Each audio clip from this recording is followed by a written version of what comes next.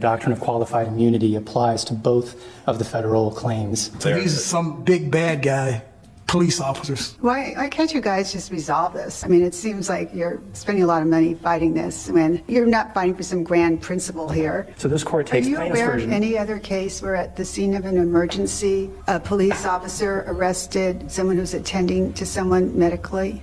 For that reason alone, that's a simple reason why the qualified immunity test, for the second prong of the qualified immunity test, to apply here.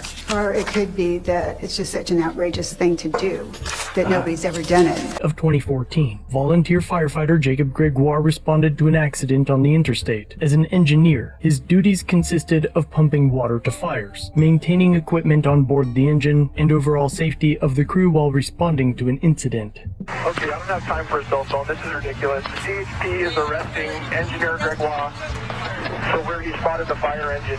A CHP officer handcuffs a Chula Vista firefighter on the scene of a crash. And tonight, we're hearing the reaction over the radio as the incident escalated.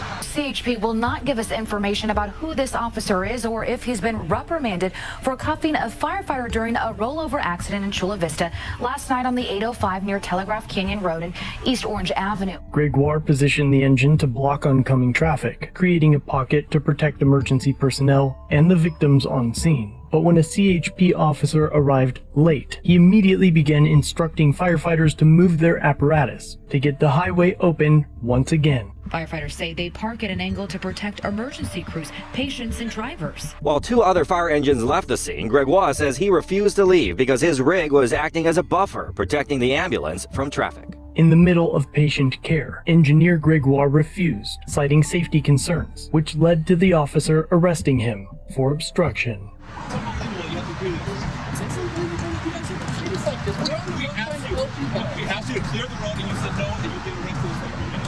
We're in the middle of patient care with patients on the freeway. They're putting him in handcuffs at this time and walking him away. He made all firefighters look good in that situation. He was there to protect the citizens, and he was willing to take a stand to do that. Gregoire was handcuffed and detained for approximately 30 minutes before being released, and eventually the officer was identified as Sergio Flores, and the CHP stood by their officer's actions.